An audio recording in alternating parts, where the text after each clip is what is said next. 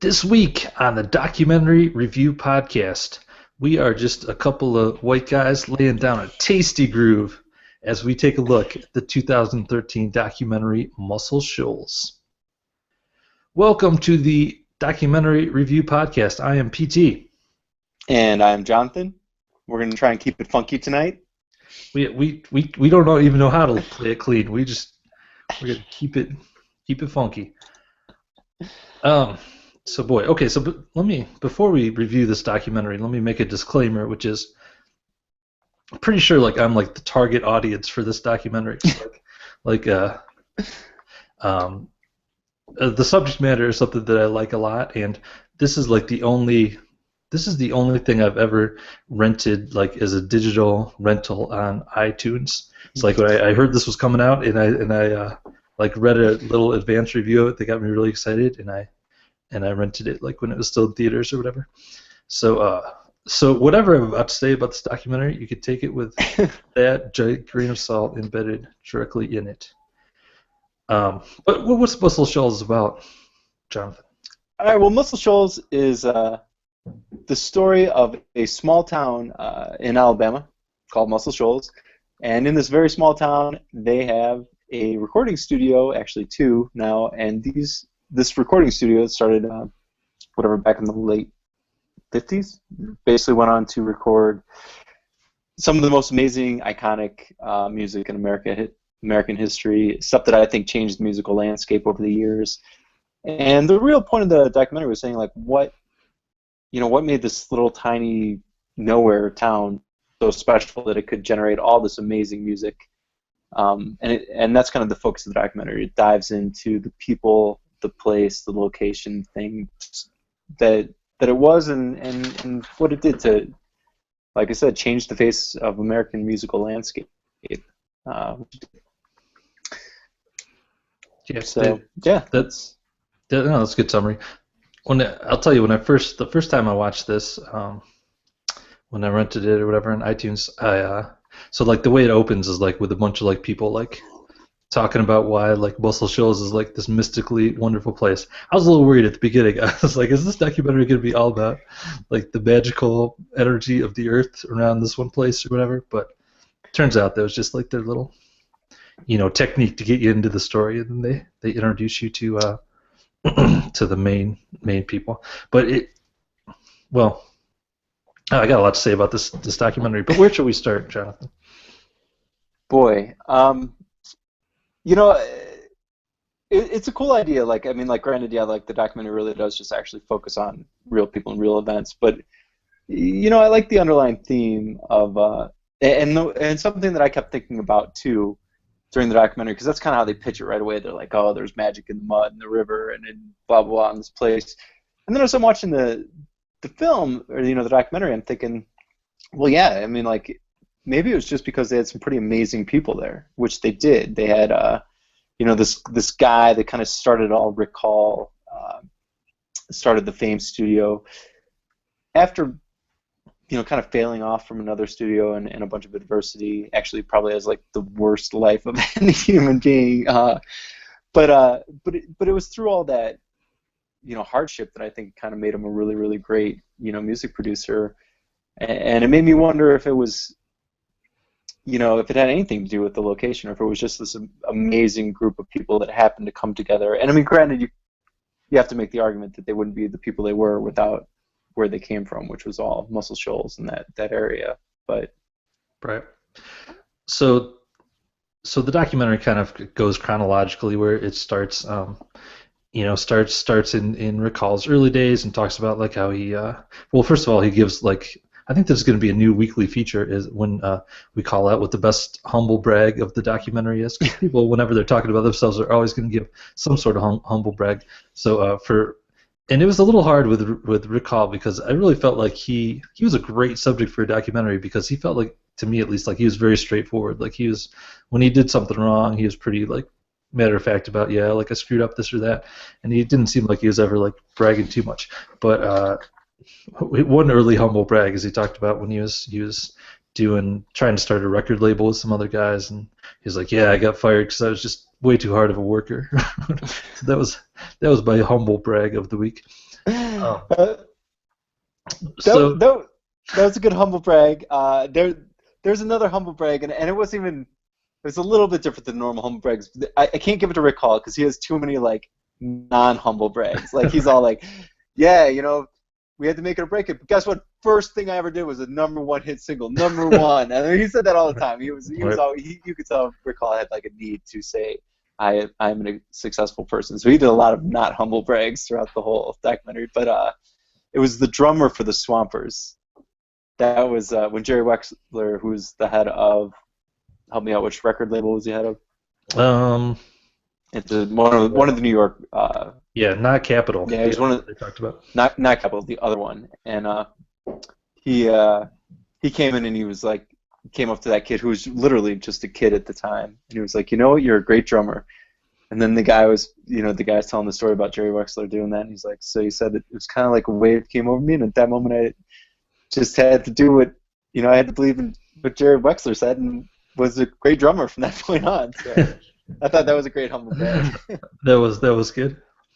So they kind of go chronologically for the most part, and they like talk about the different people that came in the studio and the different things that happened, and that they have interviews with lots and lots of musicians. But the framing device that was really interesting to me, and you kind of alluded to it already, Jonathan, which was that they kept like basically going back to recall it, and he would occasionally tell these stories from his past, like.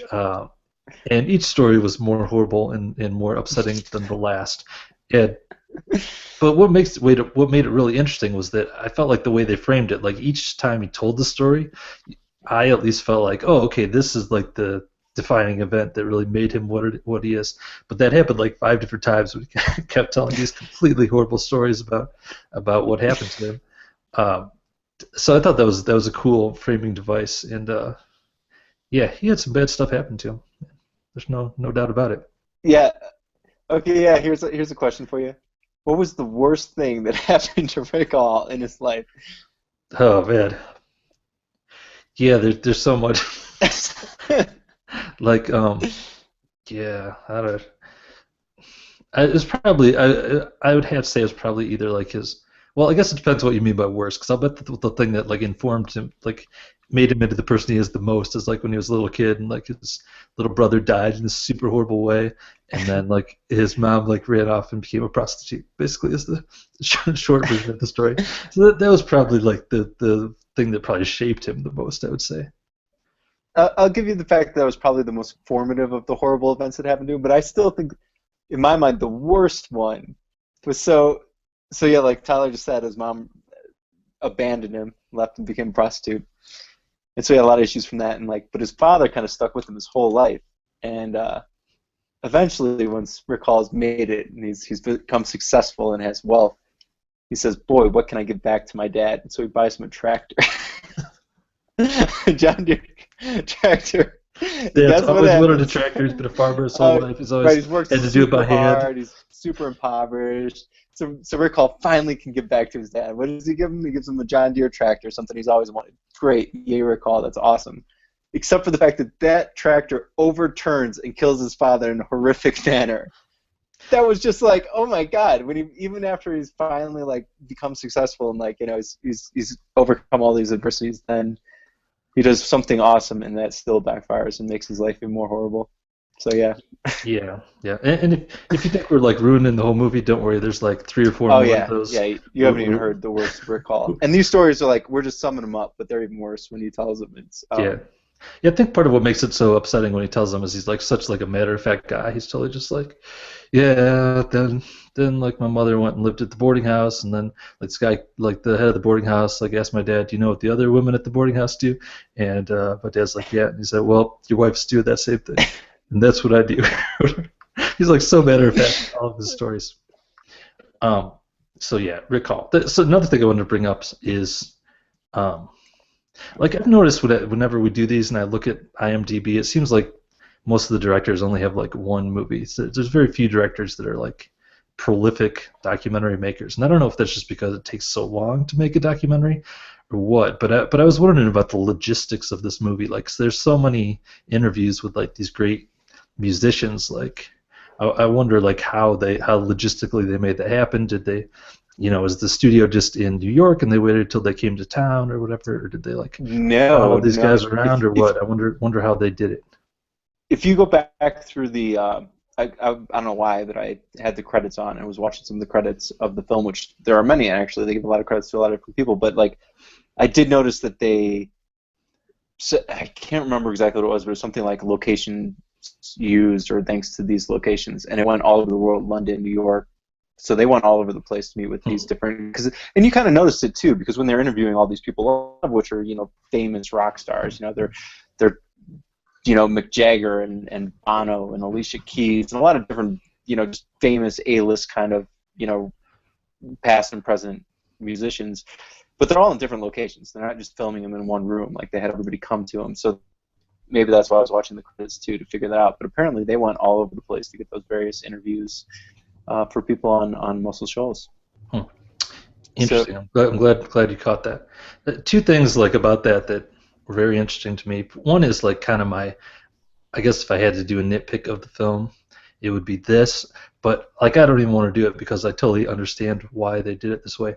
But my little tiny nitpick is the inclusion of Bono, because like he literally has nothing to do with with the recording studio. But right. At the same time, he's like such a great talker. Like so many of the best lines of the movie are him when he's just like, "Oh, the sound comes from the mud" or whatever. Like he's just really. Somebody must have just been like, "Hey, you want to talk about Muscle Shoals?" And he was like, "Yeah, I've got an hour, and I'm really good at talking in documentaries, so sure." So yeah, that was kind of a weird one, 'cause like almost everyone else, like even Alicia Keys, even though she hasn't like recorded there in the past, she does like a little musical number later in the movie where she's like, right in Muscle Shoals. Yeah. Yeah, agreed. And Bono is just like, yeah, I noticed that too. Where Bono is like leads the movie. He's like the kickoff speaker to the movie, and he has nothing to do with Muscle Shoals. As far as I know, he's never recorded there. Yeah, and they tried a little bit when he was like, "Oh yeah, even in Dublin, we like really heard that sound coming through, and it really affected us." So they tried a little bit. But the other thing I wanted to point out is that, like, of all the documentaries we've done, like this, so far I'd say is like by far the most beautifully shot. Like, even when they're doing those interviews, they're not like all the other documentaries we've watched. It's been pretty much like. If you're interviewing someone, it's going to be like this. Like you're looking at me right now. If you're watching on YouTube, where it's just like straight on. Where in this movie they had like super interesting camera angles. Some of the guys they'd be like way up close in their face. Some of them would be like super far away. Some of them, it's always interesting camera angles. It was on top of that good lighting and cinematography. On top of that, they had some like recreations, like W.C. Hanley. That they had this cool little thing, because they're talking about the history of, again, what makes the magic of this place. And so like W.C. Hanley came from the Muscle Shoals area, and so they have this thing where he's like playing, and you can see like he's writing, and it looks like it's W.C. Hanley, like playing the piano and writing down the first blues music and all that stuff. But just a little high budget kind of documentary, as far as documentaries go, high budget to do a recreation of little stuff. So yeah, they definitely had a lot more style to this, or a budget, or I don't know what made it this way, but yeah. I don't know if it was the budget or the director's eye or what, but yeah. And then there's definitely a lot of like beautiful outdoor shots, like between every scene they're showing the little outdoor world of Muscle Shoals and all that stuff. Absolutely, they must have had either the director or the B-roll crew or whatever was amazing, because they did find these just super simple but beautiful shots of the town and the landscape, the rivers and the deterioration of the town. Everything is kind of falling apart there, but they did a great job of kind of illustrating that beauty, and which kind of makes sense, because like the sound that came out of that place was they always say it was funky and greasy, and they use all these words, but I mean that's really what it was. It's kind of like a deteriorated, not so clean sound, and that's what made these amazing tracks. Yeah, totally. So, and I think the one of the first great illustrations of that is when they show Aretha Franklin, and she's like in like some of her early songs, and it's like super. It's almost like Frank Sinatra-esque, with like super smooth and like lounge singer kind of stuff. And then she comes to Muscle Shoals, and then you hear the Aretha Franklin sound that we love. Right. Yeah, it did. Absolutely changed it. And again, now here's a Muscle Shoals. What I was alluding to before is like, does it matter if you are in Muscle Shoals or not, or is it these people? And so like and this is obviously another topic we got to talk about is the studio musicians of Muscle Shoals. But so Aretha Franklin goes to record. She records I think one song, which was a great song or whatever, and then there's this big feud and all this stuff happens anyway. So she only records one song and then she goes back to New York. But then they send that studio band back to New York, and that's when they record like Respect and a bunch of our other like just when you think of Aretha Franklin, you think of these songs, and it was they were not recorded in Muscle Shoals. I mean, like granted, the start of that album was, but the rest of it had to get finished somewhere else. But with those same people, and those people brought that magic with them. You know what I mean? So. Right. Yeah, I don't know. It's there's no simple answer to that because not to like spoil anything, but later in the movie there's a split, and some of the people go to one studio and some of the people go to another studio, and I was like kind of excited at that part because I was like, all right, now we're gonna see where the real magic's coming from because one of these places is gonna be successful and one of them is not.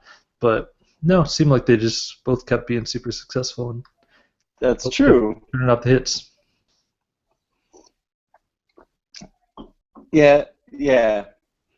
I'll give you that. And again, like, I don't know. But again, the part that it's split, when the studio splits and becomes two different studios, essentially, I mean, there's basically two parts to the studio.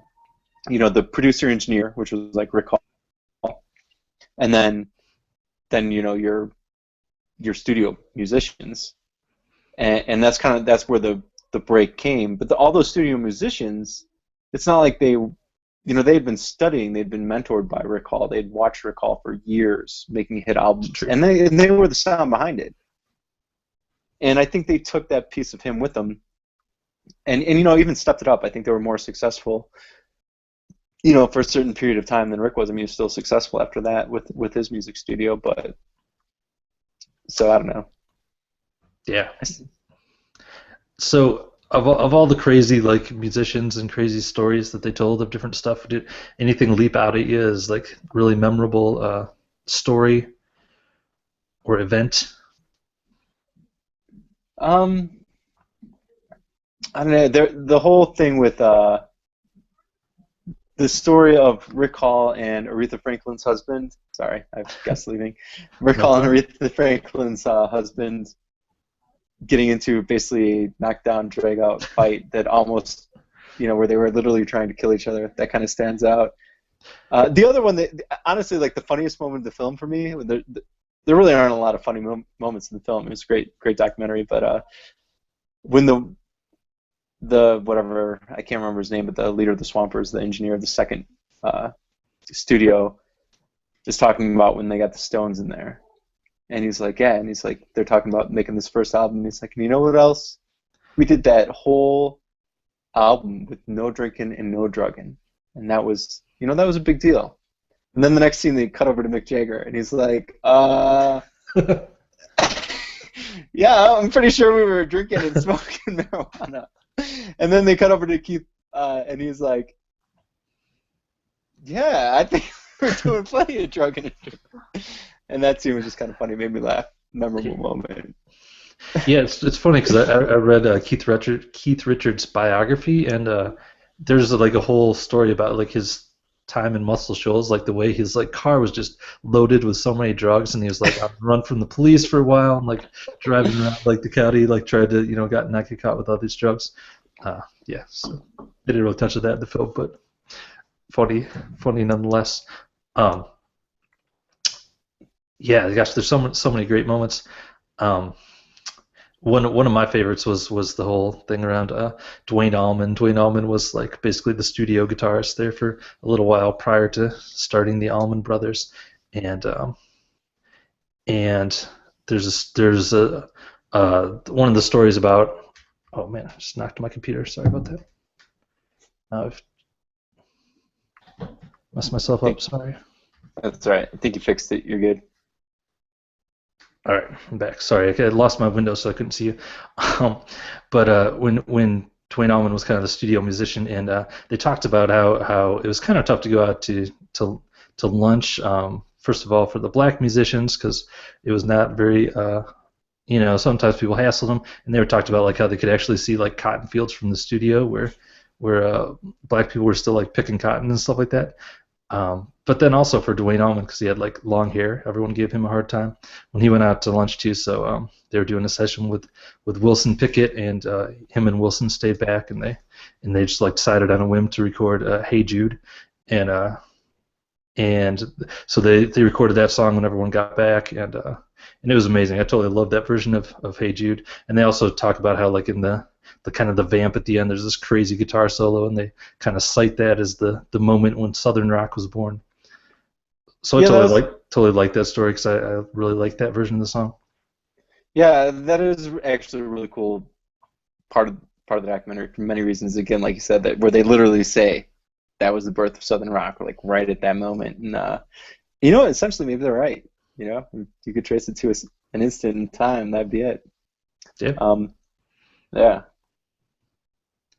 Yeah, there's a couple other things like that too, like where they like cut the first like popular reggae album there, and they definitely had a defining R&B sound too, so they definitely had a huge influence on a wide variety of genres, and it's all these these kind of out of shape look super normal looking white guy studio musicians who were behind all this crazy different types of music. Oh yeah, yeah. I'm sure that would blow anybody's mind when like if you pick like 3 or 4 different genres of music that were so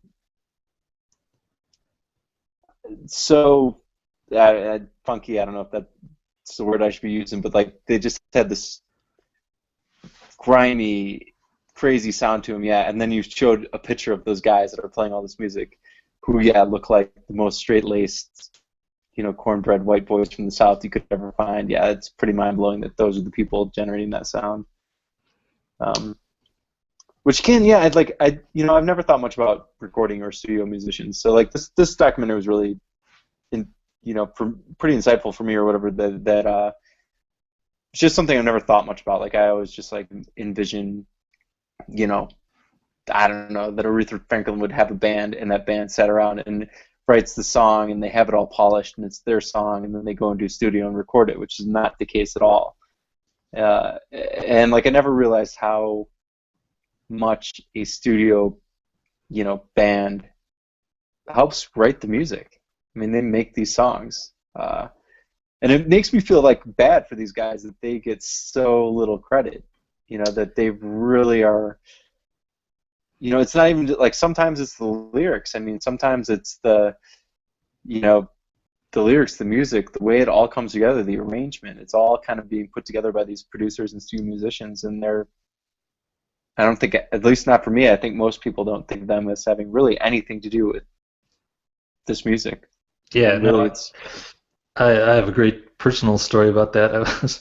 So previous to this podcast, I used to host a guitar podcast called Six String Bliss, and we when we were first starting out, we had a really hard time getting any like musicians who you would have heard of to come on the show, as you'd expect. And so one of the first guys we actually got to come on was this guy named Steve Travato, who's a studio guitarist, and it's funny because he's like played on like so many hits and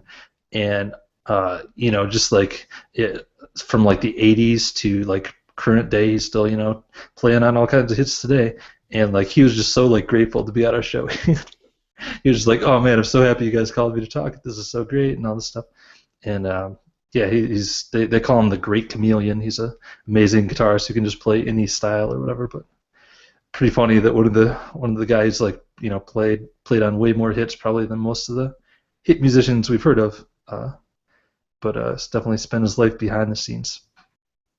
right. I assume he does. I assume that doesn't pay much. I mean, they never brought up the issue of money at any time during this film. Like, there were times like I said, like when McCall buys his dad a tractor, so I assume he made some money. He owns a studio. He put out a crap load of hits, so I assume he's made some money. But nobody ever mentions it. Nobody ever mentions money in the entire film, if they're making it or not. But I get the impression, especially like, again, there's a group called the Swampers, which was the rhythm section, basically the studio musicians for Fame.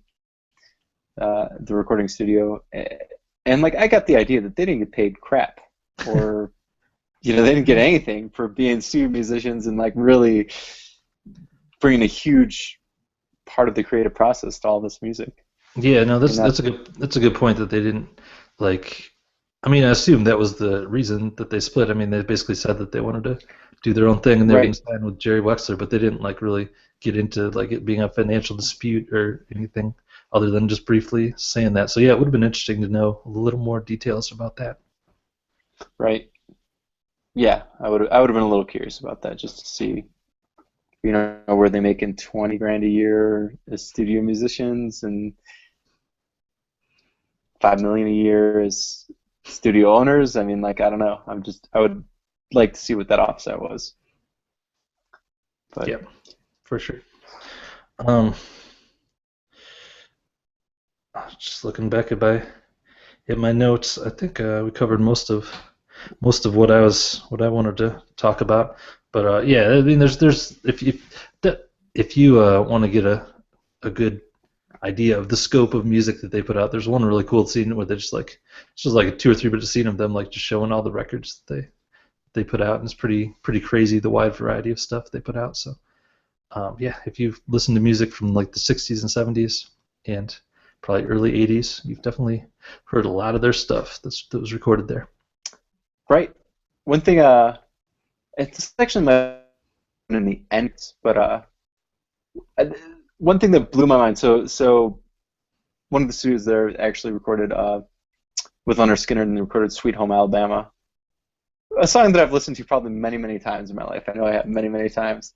And there's a line in that song that I never ever either picked up on or understood or made the connection. Do you know which line I'm talking about? Yeah, definitely. It's the first time I've heard of Muscle Shoals, and in Muscle Shoals they got the Swampers. They've been known to pick a song or two. That's it. And that never like clicked in my mind until I watched this documentary. But Yeah, that's yeah. pretty cool though that they got to get name checked at least in a song. It was cool, and not just in like any song. I mean, like a song that Yeah, pretty much anyone knows that song. that's right. Uh, Although I will say for many years for some reason I thought like Muscle Shoals was like must be like an old blues man or something. Me too. Me too. I thought I didn't know what Muscle Shoals was. I figured it was just something in Alabama, Yeah, but never knew what it was. Never knew. And the Swampers, I just assumed was like a general reference to, like when I'd heard the song before, I was like, oh, the Swampers, those are probably just like hillbilly dudes that like pick on banjos or something. I right. didn't know it was four guys, specifically four guys that put out a ton of hit music. Yeah, that whole Leonard Skinner thing. Um, like they talk about in that how they spent a long time trying to get them like a record deal and it didn't pan out because they didn't want to cut Freebird from being like 10 minutes long or whatever. But and then the guy's like, yeah, I lost out on so much money from that. But then eventually, obviously, it did come out, so I assume eventually he made money on it. I don't know, because when he was talking about it, he made it seem like he was still upset about like the big financial loss of that. But so I'm not Yeah, I really don't sure know. about the financial details of that either. But I don't know. Maybe it's because the band was signed with them, and then they signed with another record label when they eventually made it. yeah, that's probably it. Yeah, You're right. Cool. yeah, yeah. I'm gonna mention two. Probably shouldn't even be quick things, but I'm gonna mention them anyway. The two things that made this documentary great, in my opinion, because I guess we haven't even mentioned if we'd recommend it. Obviously, I'm gonna assume you would, but but but there's one of the big reasons that I'll really recommend this documentary is other than like the face value of like, yeah, taught me about Muscle Shoals and the amazing piece of American history that it is that I know about, and it did it in a good way. So that's obviously a great reason to watch the film. But this did a great job of actually like making me kind of think about like, what do I want out of my life, and what do I want to like. I think a lot of that was because of the story of Rick Hall, and like I watched this guy that came from nothing, and he started his own record company. It was a very, very successful one. He really, I mean, even though it was a little bit behind the scenes, but really kind of like, changed American music, which I think is, how much more success can you get than that?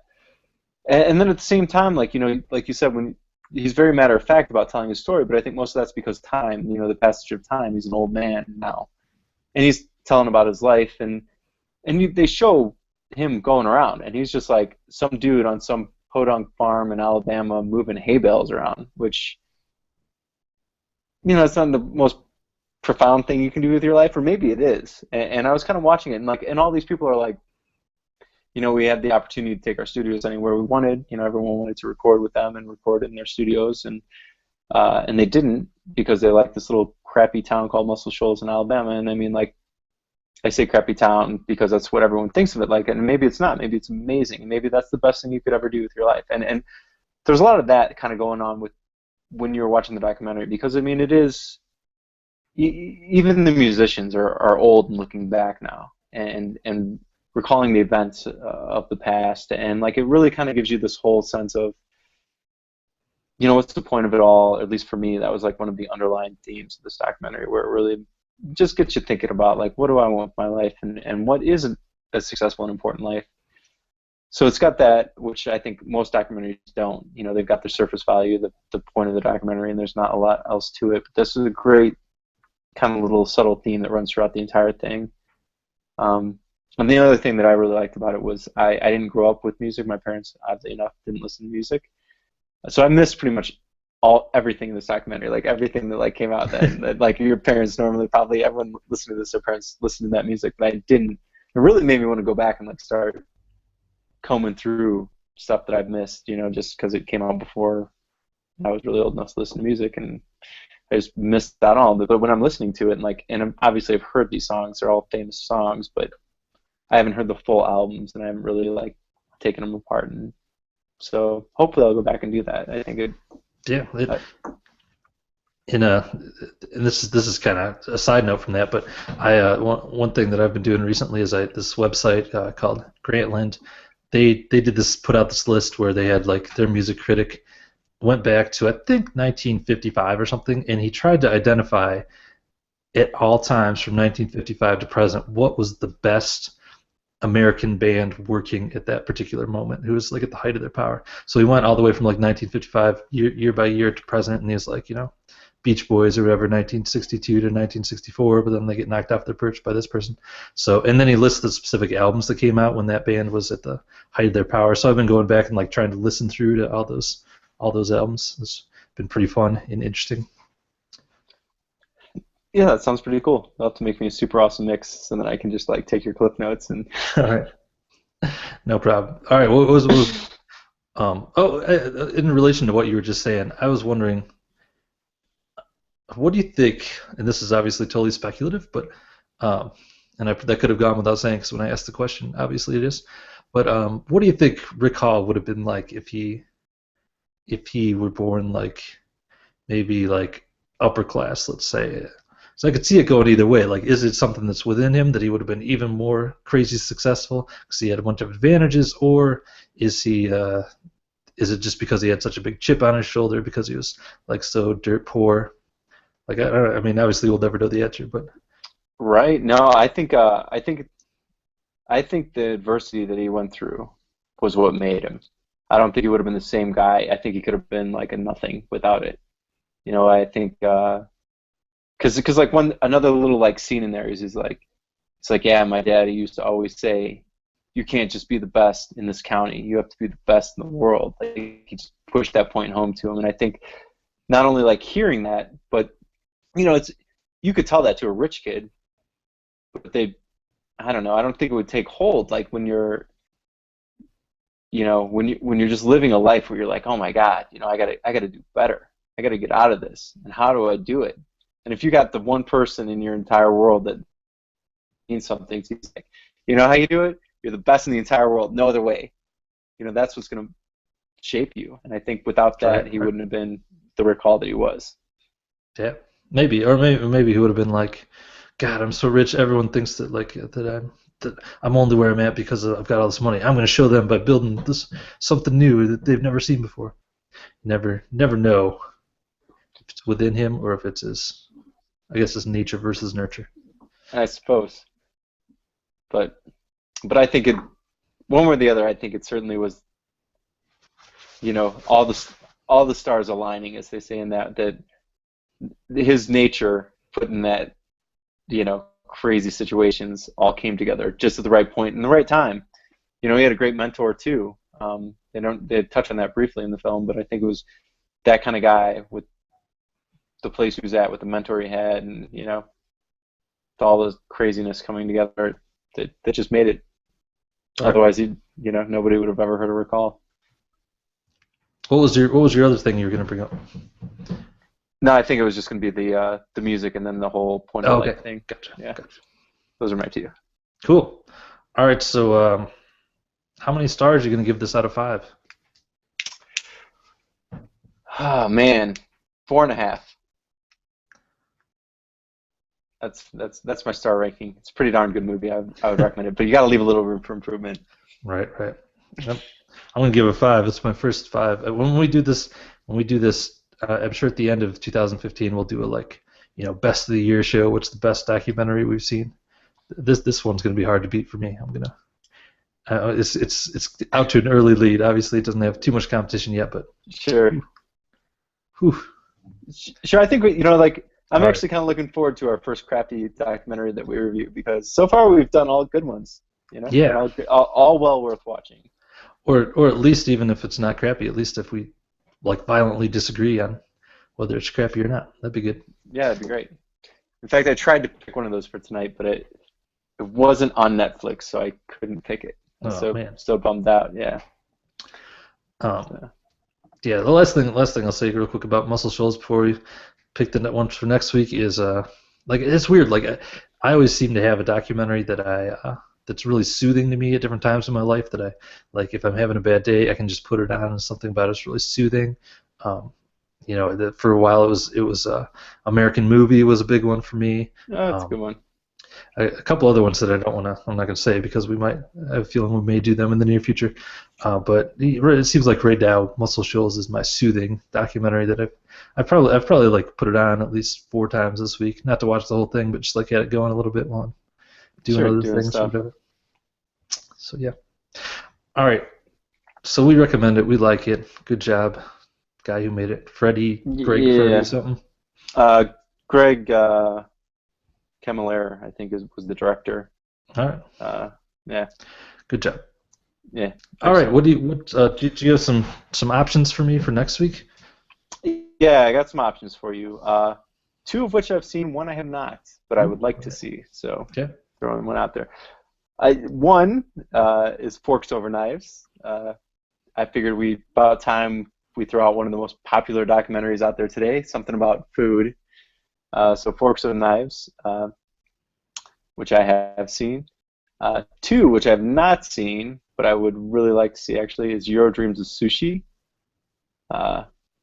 And the other one, I actually kind of wish I had an environmental film that I couldn't find on Netflix, but I think it might still be out there. But anyway, I couldn't find it, so I had to go with Inequality for All, which I was a little hesitant about picking because it's kind of economics based, and we did one film on that already. Right. All right. Well, I'll cut that one out since you're kind of hesitant on it. The other 2, it's a great documentary. I will say that. Okay. It's been a while. I think. This is tough. I guess let's go with Euro Dreams of Sushi, just because you haven't seen it, and it'd be fun to see what you think of it.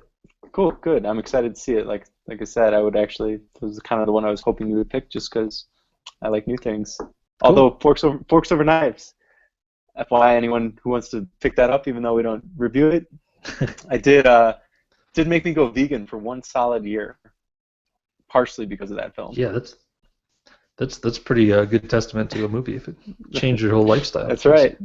Changed my whole lifestyle for a year. But on the flip side, that I changed my lifestyle for a year, about once a year. So. Right. Okay.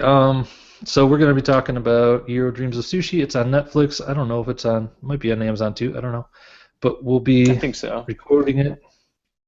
We'll be recording it on January 20th. So if you watch it before that and want to give us your thoughts, send an email to feedback@documentaryreviewpodcast.com. Or if you have thoughts on Muscle Shoals, if there's anyone out there who hated Muscle Shoals, I'd like to hear from you, just so I can argue with you over email.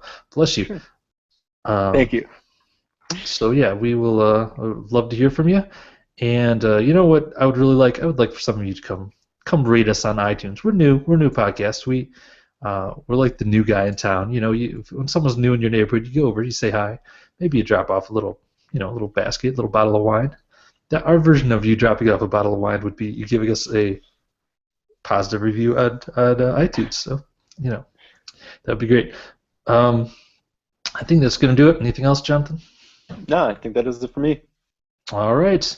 Until next week, this is PT. Keep it real. All right, we'll see you next week.